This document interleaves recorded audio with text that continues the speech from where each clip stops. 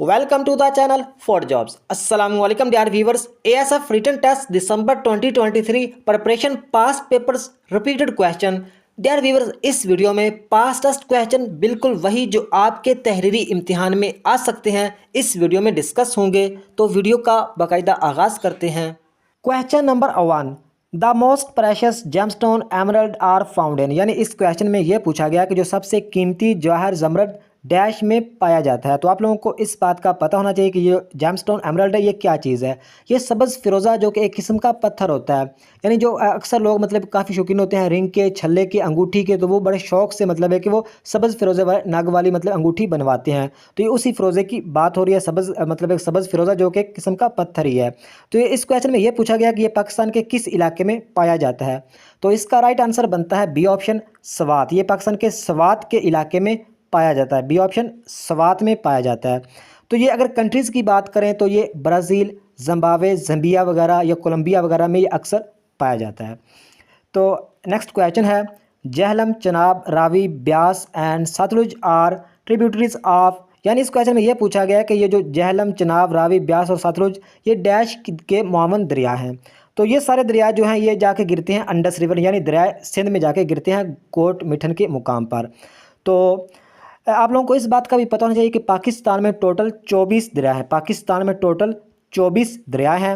अगर बात करें केपीके की तो केपीके में 8 दरिया हैं। केपीके में 8 दरिया हैं। और बलूचिस्तान की बात करें तो बलूचिस्तान में 7 दरिया हैं। अगर बात करें सिंध की तो सिंध में 4 दरिया हैं। और पंजाब की बात करें तो पंजाब में 5 दरिया हैं और टोटल 24 दरिया हैं पाकिस्तान में। तो जो पाकिस्तान का सबसे बड़ा दरिया है वो है अंडस रिवर यानी दरिया सिंध। और दरिया सिंध की जो लंबाई भी पूछी जा सकती है तो वह 3180 किलोमीटर। 3180 किलोमीटर, कई जगह पे 2900 भी, 3100 भी, 3000 भी लिखी हुई, लेकिन ये बिल्कुल सही है। अक्सर मतलब जगहों पे यही सही मानी गई है। 3180 दरिया सिंध यानी अंडस रिवर की लंबाई है। ये भी आप लोगों ने याद रखनी है, ये पाकिस्तान का सबसे बड़ा दरिया है। और पाकिस्तान का जो सबसे छोटा दरिया है वो है दरियाए रावी। तो दरिया रावी की जो लंबाई है वो है 720 किलोमीटर। ये भी आप लोगों ने याद रखनी है, 720 किलोमीटर दरियाए रावी की लंबाई है। तो नेक्स्ट क्वेश्चन है, the extent volcanic peak of Koh Sultan is, यानी इस क्वेश्चन में ये पूछा गया कि जो कोह सुल्तान की मादूम आतिशफशां चोटी है वो कहाँ पाई जाती है, पाकिस्तान, ईरान, तुर्की या तुर्कमेनिस्तान। तो इसका राइट आंसर बनता है पाकिस्तान। ये पाकिस्तान का जो सूबा है बलूचिस्तान में ये मतलब कोह सुल्तान पाई जाती है, यानी कोह सुल्तान की जो आतिशफशां चोटी है ये पाकिस्तान सूबा बलूचिस्तान में पाई जाती है। तो नेक्स्ट क्वेश्चन है, what was the old name of Ethiopia, यानी इस क्वेश्चन में यह पूछा गया कि जो इथियोपिया का पुराना नाम क्या है। तो इथियोपिया का जो पुराना नाम है वो अबसीनिया है।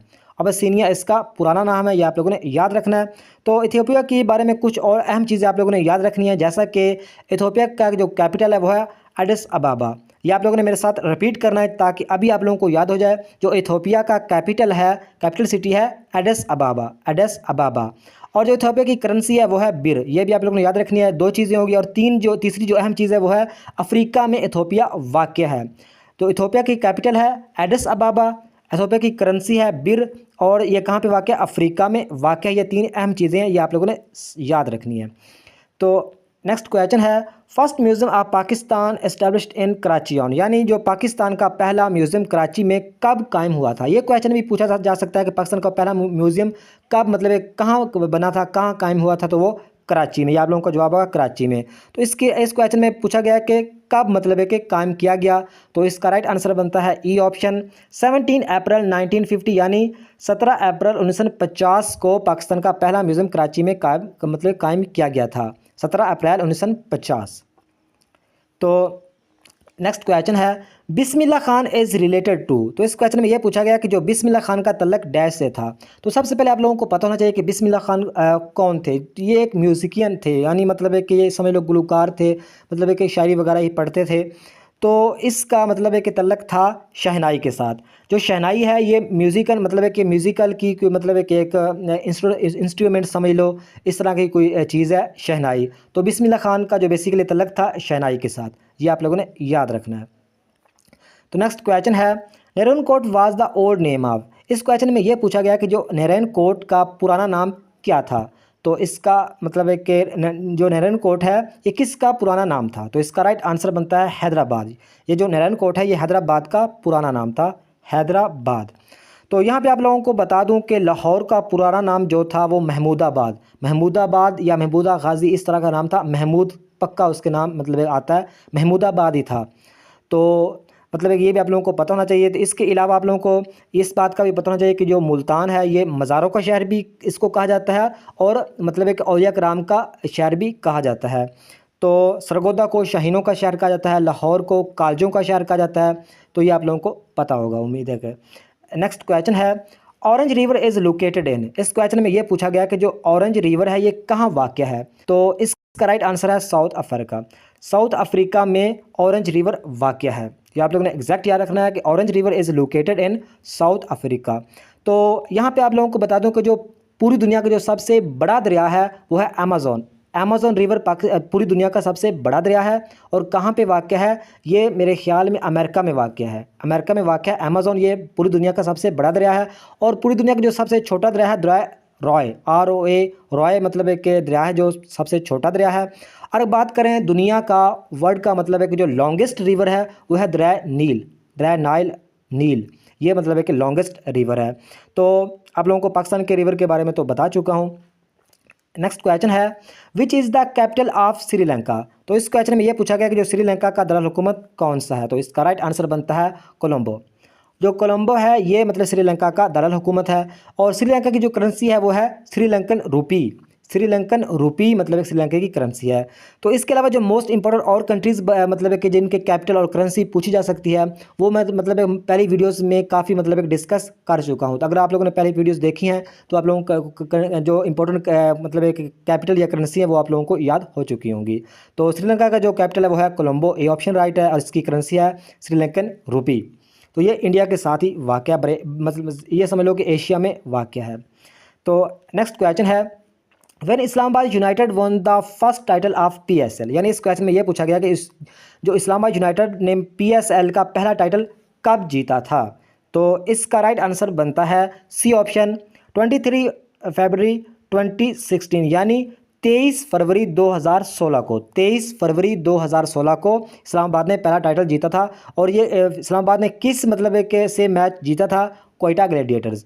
तो आप लोगों को यहाँ पे PSL के बारे में थोड़ी सी तफसीलन बता दूं ताकि कोई भी क्वेश्चन आए तो आप इजीली मतलब कि उसका जवाब दे सको। तो PSL की फुल फॉर्म तो आप लोगों को पता होगा, पाकिस्तान सुपर लीग। तो इसमें टोटल कितने एडिशन हुए? इसमें टोटल 8 एडिशन हो चुके हैं। पहला एडिशन 2016 में और आखिरी एडिशन हुआ था 2023 में। तो अभी मतलब 2024 में भी होगा, उसके बारे में भी आप लोगों को बताऊंगा। तो पहला जो एडिशन हुआ था ये मतलब है कि 2016 को हुआ था। और ये किसने मतलब है कि जीता था? आप लोगों को अभी पता चला होगा, मतलब एक आप लोगों को बता चुका हूँ पहले भी, शायद आप लोगों को पता होगा कि इस्लामाबाद यूनाइटेड ने पहला जीता था किससे? क्वेटा ग्लैडिएटर से। तो ये डेट भी आप लोगों ने याद रखनी है, 23 फरवरी 2016 को जीता था। तो अगर साथ साथ आप लोगों ने याद भी करते जाना है तो PSL का जो दूसरा एडिशन था ये 2017 में हुआ था, 2017 में पाकिस्तान का मतलब एक PSL का दूसरा एडिशन 2017 में। और किसने जीता था? पिशावर ज़ल्मी ने। पिशावर ज़ल्मी ने PSL का दूसरा एडिशन जीता था, पिशावर ज़ल्मी ने। ये आप लोगों ने साथ साथ याद भी करते जाना है। जो PSL का तीसरा एडिशन हुआ था ये 2018 में हुआ था। ये किसने जीता था? ये फिर इस्लामाबाद यूनाइटेड ने जीता था। इस्लामाबाद यूनाइटेड ने तीसरा एडिशन भी जीता था 2018 वाला। तो बात करें चौथे एडिशन की 2019 की, जो 2019 में चौथा एडिशन हुआ था ये किसने जीता था? क्वेटा ग्लैडिएटर्स ने। क्वेटा ग्लैडिएटर्स ने ये जीता था। क्वेटा ग्लैडिएटर्स ने 2019 वाला एडिशन जीता था, चौथा। अगर पाँचवें की बात करें तो पाँचवा एडिशन हुआ था 2020 में, पाँचवा एडिशन 2020 में। और किसने जीता था? ये कराची किंग ने जीता था। कराची किंग ने जीता था पाँचवा एडिशन 2020 वाला, ये आप लोगों ने याद रखना है। तो अगर बात करें छठा एडिशन, तो छठा एडिशन हुआ था 2021 में। और ये किसने विन किया था? मुल्तान सुल्तान ने। मुल्तान सुल्तान ने मतलब कि जो छठा एडिशन था 2021 वाला ये मुल्तान सुल्तान ने विन किया था, ये आप लोगों ने याद रखना है। अगर बात करें सातवें एडिशन की तो सातवां एडिशन हुआ था 2022 को। सातवां एडिशन कब हुआ था? 2022 को। और किसने जीता था? ये लाहौर कलंदर ने जीता था। 7वां एडिशन 2022 में किसने जीता था? लाहौर कलंदर ने। तो बात करें 8वें एडिशन की, तो 8वां एडिशन हुआ था 2023 में, और ये किसने विन किया था? ये भी लाहौर कलंदर ने विन किया था। यानी लाहौर कलंदर ने भी 2 टाइटल जीते हैं पीएसएल के, और इस्लामाबाद यूनाइटेड ने भी 2 टाइटल जीते हैं। ये भी आप लोगों ने याद रखना होगा। जो 2023 का मतलब है कि 2023 का जो हुआ था, मतलब है कि लाहौर कलंदर ने जीता था, किस मतलब है कि किस मतलब एक टीम से जीता था, ये भी क्वेश्चन आ सकता है। रनर अप टीम कौन थी? तो वो थी मुल्तान सुल्तान। लाहौर कलंदर ने 2023 वाला मुल्तान सुल्तान से जीता था 1 रन से, ये भी आप लोगों को पता होना चाहिए।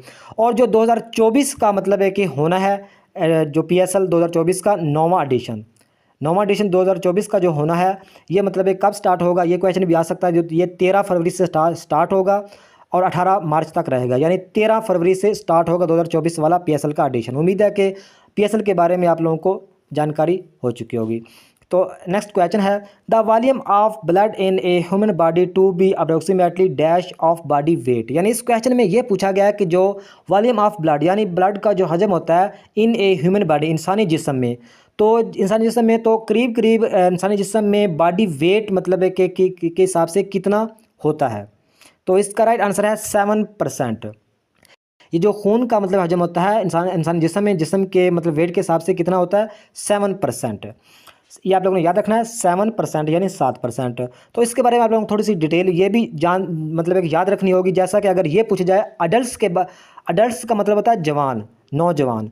तो अडल्ट्स के यानी सियाना, नौजवान, तो अडल्ट्स के बारे में पूछा जाए तो ये 7 से 8%। अडल्ट्स के से जो बॉडी वेट का मतलब इसका जो हिसाब किताब है वो है 7 से 8%। अगर ये मतलब है कि चाइल्ड का पूछा जाए, चाइल्ड का मतलब होता है 2 से 4 साल का जो बच्चा होता है, वो उसमें 8 से 9% होता है उसका बॉडी वेट के हिसाब से। तो अगर बात करें इन्फेंट्स का मतलब होता है शेरखार बच्चा, यानी छोटा बच्चा, बिल्कुल छोटा, तो उसमें 9 से 10%। तो ये आप लोगों ने ज़हन में रखना होगा। तो नेक्स्ट क्वेश्चन है, बार्किंग डॉग्स डैश बाइट। तो इसका राइट आंसर मतलब है कि बार्किंग डॉग सेल्डम बाइट, यानी सेल्डम बाइट यानी जो गिरजते हैं वो बरसते नहीं। इसके मतलब ये एक प्रोवर्ब है, ज़रबर मिसल है। उसमें क्या आएगा? सेल्डम तो है नहीं, इसमें नेवर है, ऑलवेज, डू, ऑफ्टन, तो इसमें आएगा नेवर, इसमें आएगा never. Barking dogs never bite, यानी जो गिरजते हैं वो बरसते नहीं, तो इसमें आएगा never. Barking dogs never bite. तो इंग्लिश की अगर बात करें तो इंग्लिश की आप अच्छी तरह अगर तैयारी करना चाहते हैं तो इससे पहले मैं 5 वीडियो अपलोड कर चुका हूँ फुल कंसेप्ट के साथ, जिसमें tenses, active and passive, preposition, opposite word, यानी जिस तरह के आप लोगों के टेस्ट में क्वेश्चन आते हैं। तो इस वीडियो की डिस्क्रिप्शन में वो प्लेलिस्ट का लिंक मिलेगा, उसमें 5 वीडियो इंग्लिश की हैं, 5 videos past test repeated question की हैं, जीके की भी वीडियो मिल जाएगी आप लोगों को, इस्लामिक स्टडी की वीडियो मिल जाएगी। इस वीडियो की डिस्क्रिप्शन में उस प्लेलिस्ट का लिंक दे दूंगा ताकि आप अच्छी तरह मतलब है कि टेस्ट की तैयारी कर सको एएसएफ के। तो इस वीडियो में जितने क्वेश्चन हैं सारे मतलब है कि पास्ट टेस्ट में ये क्वेश्चन आ चुके हैं और अक्सर क्वेश्चन रिपीट भी होते हैं।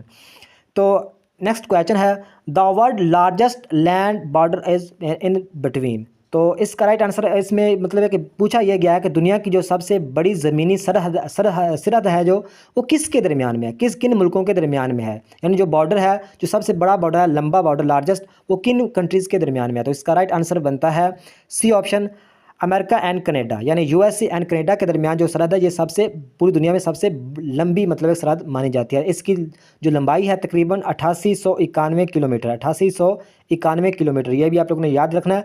8891 किलोमीटर है अमेरिका एंड कनाडा की सरहद की लंबाई, और ये दुनिया की सबसे बड़ी लार्जेस्ट मतलब है कि लैंड बॉर्डर मतलब है कि ये मानी जाती है। 8891 इसकी लंबाई है। तो नेक्स्ट क्वेश्चन है, atomic number of hydrogen is. तो इस क्वेश्चन में ये पूछा गया कि जो हाइड्रोजन का जौहरी नंबर क्या है। तो इसका राइट आंसर है 1।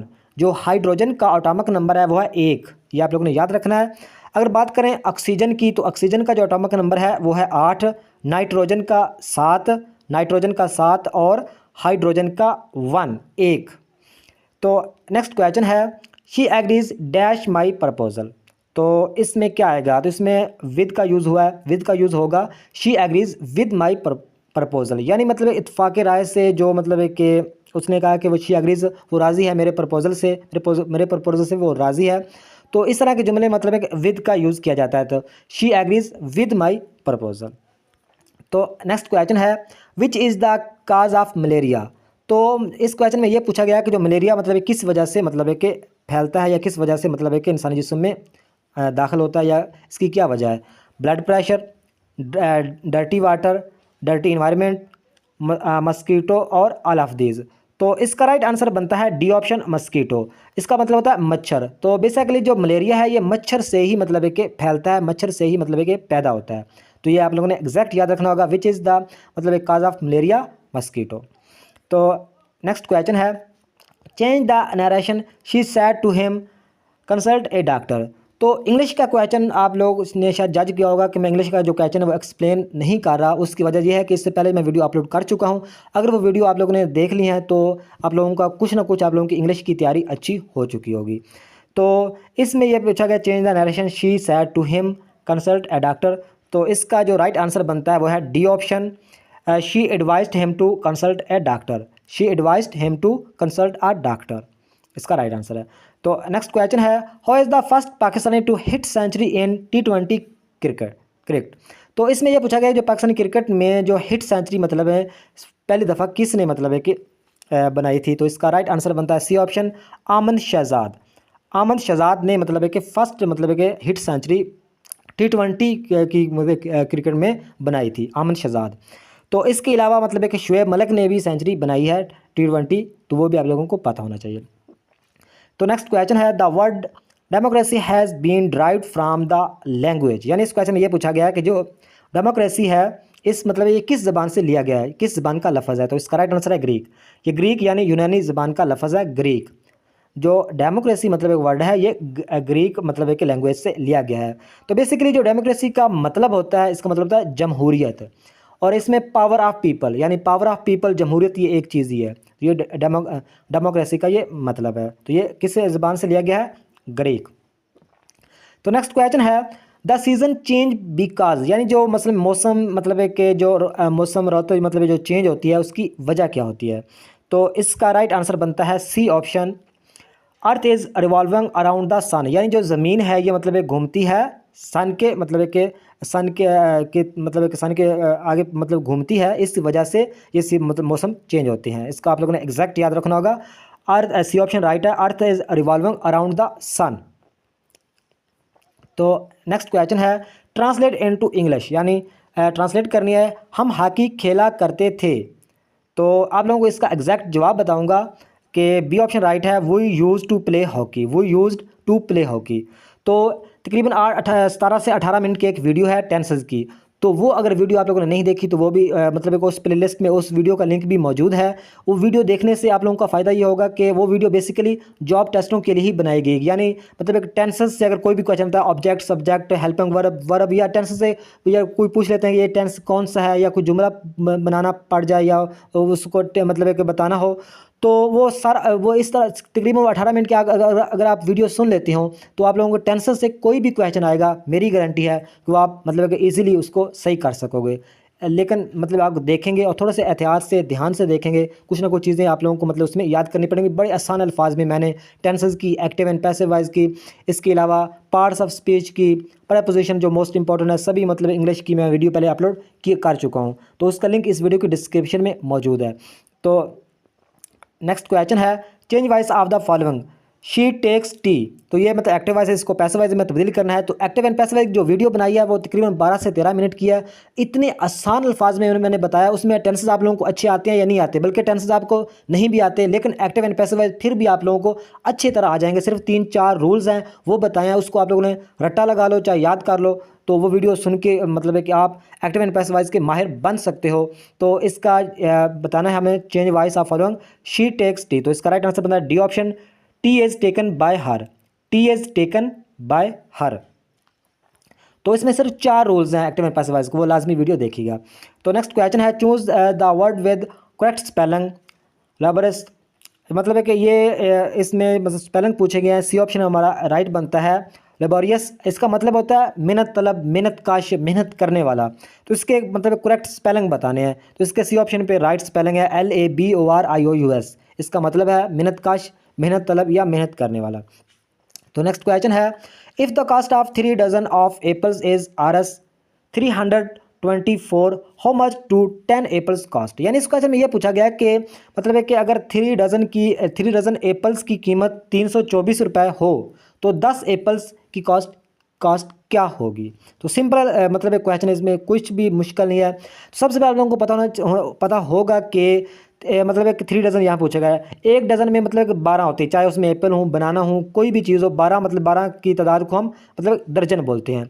तो इसमें 3 दर्जन, तो 12 मतलब एक 3 दर्जन है, 3 को 12 से ज़रब करें, 12 या 36 बन जाएगा। यानी जो 36 एप्पल हैं, जो 36 एप्पल्स हैं वो 324 रुपये के आ रहे हैं। तो 10 एप्पल कितने के आएंगे, इस क्वेश्चन में सिर्फ ये पूछा गया है। तो सबसे पहले हम क्या करेंगे, एक एप्पल की कीमत निकालेंगे, तभी हम 10 एप्पल का जवाब 10 एप्पल के बारे में हम जान सकेंगे, मतलब बचा सकेंगे। तो देखें हम क्या करेंगे, सिंपल कुछ भी नहीं करेंगे, हम 324 को क्या करेंगे 36 के साथ तकसीम कर देंगे, तो एक एप्पल की प्राइस निकल आएगी। तो इसको तकसीम करेंगे, ये पूरा 9 के साथ तकसीम होगा। अगर 36 को 9 से ज़रब करें तो 324 ही बनता है। तो हमारा जवाब है 9, यानी एक एप्पल कितने का आ रहा है, 9 रुपये का आ रहा है। तो 10 कितने के आएंगे, 10 को 9 से ज़रब करेंगे, 10 9 90। तो इसका राइट आंसर है बी ऑप्शन, ये हमारा राइट आंसर हो जाएगा। तो नेक्स्ट क्वेश्चन है सिंप्लीफाई 0.003 मल्टीप्लाई 0.03। तो बेसिकली ये काफ़ी आसान क्वेश्चन है, तो इसका जवाब मुझे कमेंट में बताएंगे ताकि आप लोगों की भी प्रैक्टिस थोड़ी सी हो जाए। तो नेक्स्ट वीडियो में इंशाल्लाह और भी क्वेश्चन डिस्कस करेंगे। ये थी आज की वीडियो, नेक्स्ट वीडियो तक खुदा हाफिज़।